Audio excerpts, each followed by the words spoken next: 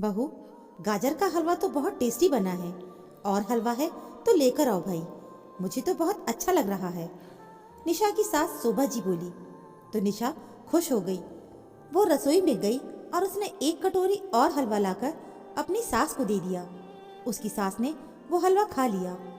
घर के बाकी लोग हलवा खाकर अपने अपने कमरे में आराम करने के लिए जा चुके थे। उसकी सास कहने लगी, बहू, और हलवा है तो थोड़ा सा और दे दो ना। निशा सोचने लगी कि अब तो हलवा मेरे लिए ही बचा है। वो कहने लगी, मम्मी जी, हलवा थोड़ा सा ही बचा है। उसकी सास कहने लगी, कोई बात नहीं बहू, मैं थोड़े से हलवे से ही काम चला सकती हूँ। तुमने इतना स्वादिष्ट बनाया है कि खाए बिना रहा ही नहीं जा रहा है। निशा फिर कुछ नहीं बोली और उसने हलवा लाकर अपनी सास की कटोरी में डाल दिया। उसकी सास ने 2 चम्मच हलवा खाया, फिर कहने लगी, अब तो मेरा पेट बहुत भर गया है बहू, एक काम करती हूँ, ये हलवा मैं फ्रिज में रख देती हूँ, शाम को खा लूँगी। ऐसा कहकर वो रसोई में गई और अपनी जूठी कटोरी उन्होंने फ्रिज में रख दी। निशा ये देखकर हैरान रह गई थी। फिर उसने उस झूठी कटोरी को एक प्लेट से ढक दिया और मन मसोस कर वो बर्तन साफ करने लगी और सोचने लगी कि हलवा तो मुझे भी बहुत पसंद है, लेकिन मुझे तो हलवा मिला ही नहीं। अब उसकी सास खाना बनाने के दौरान रसोई में उस पर कड़ी नजर रखती थी, तो वो अपने लिए पहले से कुछ निकाल कर रख भी नहीं सकती थी। एक बार उसने शुरुआत में अपने लिए पनीर की सब्जी अलग से रख ली थी।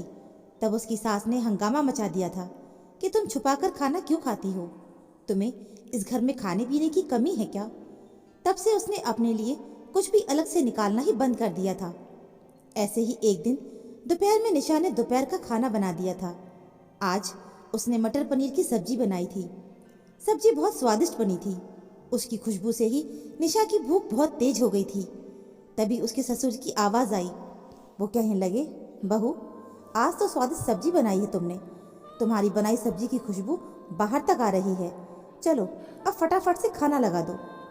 निशा कहने लगी, बस पापा जी, थोड़ी पूरी और पापड़ तलने हैं, फिर मैं खाना लगाती हूँ। जल्दी से उसने डाइनिंग टेबल पर सारा खाना लगा दिया था। अपने ससुर, देवर और ननद को खाना खिलाने के बाद उसने अपनी सास को आवाज़ लगाते हुए कहा, मम्मी जी, आप कब खाना खाएंगी। उसकी सास हमेशा सबके खाने के बाद ही खाना खाती थी। शोभा जी थोड़ी देर के बाद डाइनिंग टेबल पर आईं। उन्होंने खाना खाना शुरू किया। खाते ही कहने लगी, सचमुच मटर पनीर की सब्जी वाकई में बहुत टेस्टी बनी थी। उन्होंने जानबूझकर ढेर सारी सब्जी अपनी प्लेट में परोस ली। ये देखकर निशा हैरान रह गई थी, क्योंकि रसोई में उसके लिए और सब्जी नहीं बची थी।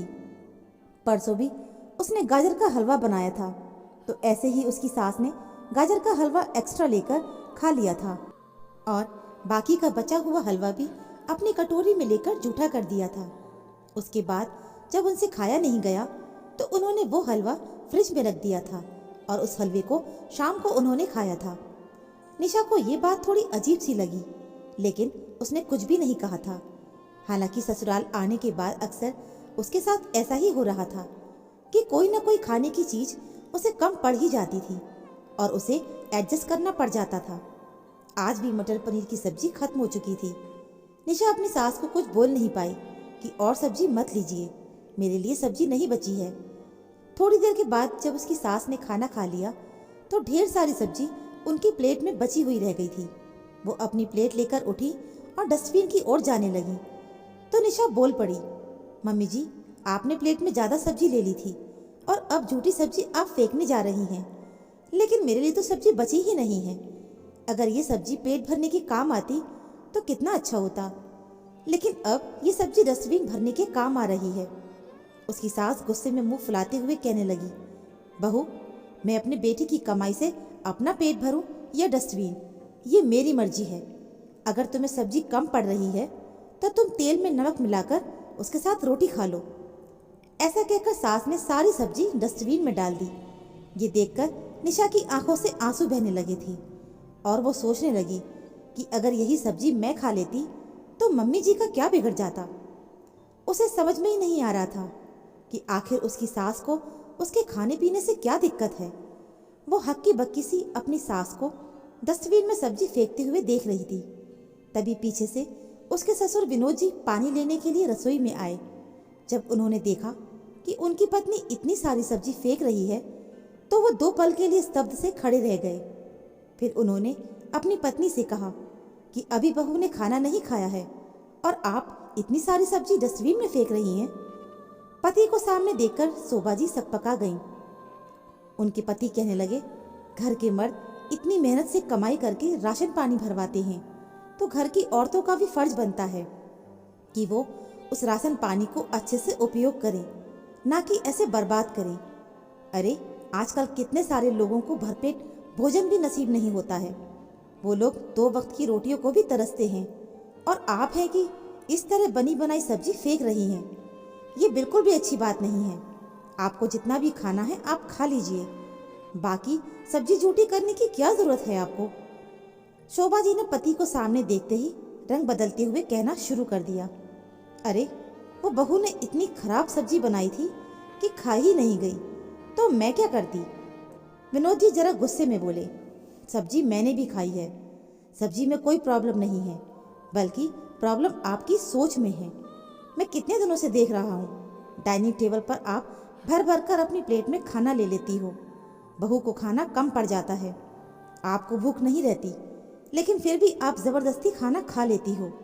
उसके बाद हाजमे की गोली लेती रहती हो। अब शोभा जी गुस्से से भड़क उठी थी और कहने लगी, अभी आपको ये सब दिखाई दे रहा है, तब आप कहाँ थे जब मम्मी जी मुझे ठीक से खाने पीने भी नहीं देती थी। उस समय वो अपने बेटे बेटियों में सारा खाना बांट देती थी। विनोद जी मौन हो गए थे। फिर थोड़ी देर के बाद वो कहने लगे, उस समय की बात अलग थी। मेरी कमाई भी बहुत कम थी, घर का खर्च बाबूजी चलाते थे। अम्मा की सोच ही ऐसी थी कि बहू को ना मिले तो चलेगा, लेकिन मेरे बेटे बेटियों को मिलना चाहिए। इसीलिए वो अपने बेटे बेटियों में सब कुछ परोस देती थी। लेकिन आपको याद है ना, मैं अपने हिस्से की सब्जी आपके लिए बचा लेता था। अब जरूरी नहीं है कि जो आपने सहा है अब वही सब आप बहू के साथ भी करो।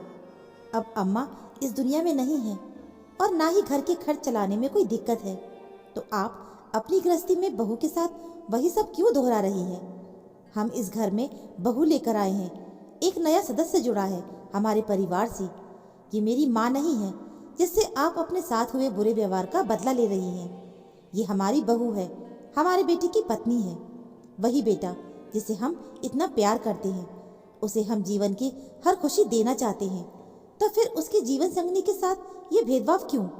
क्या आप नहीं चाहती कि आपके बेटे की अर्धांगिनी हमेशा मजबूत और स्वस्थ रहे, ताकि कदम से कदम मिलाकर हमारे बेटे के साथ जीवन के सफर पर आगे बढ़ सके? अगर बहू को पोषक तत्वों की कमी के कारण कोई समस्या हो गई तो क्या हमारा बेटा परेशान नहीं होगा? पति के समझाने के बाद अब शोभा जी का सिर झुक गया था। निशा गर्व भरी नजरों से अपने ससुर जी की ओर देख रही थी। उसे तो यकीन नहीं हो रहा था कि उसके ससुर जी आज उसका पक्ष लेकर इतना कुछ बोल रहे हैं।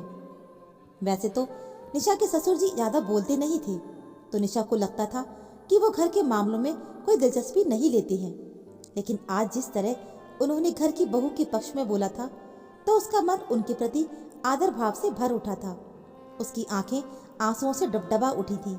तब उसकी सास ने धीरे से कहा, आप बिल्कुल सही कह रहे हैं जी, मेरे साथ जो भी हुआ वही सब मैं भी बहू के साथ करने की कोशिश कर रही थी, लेकिन इसमें बहू की कोई गलती नहीं है।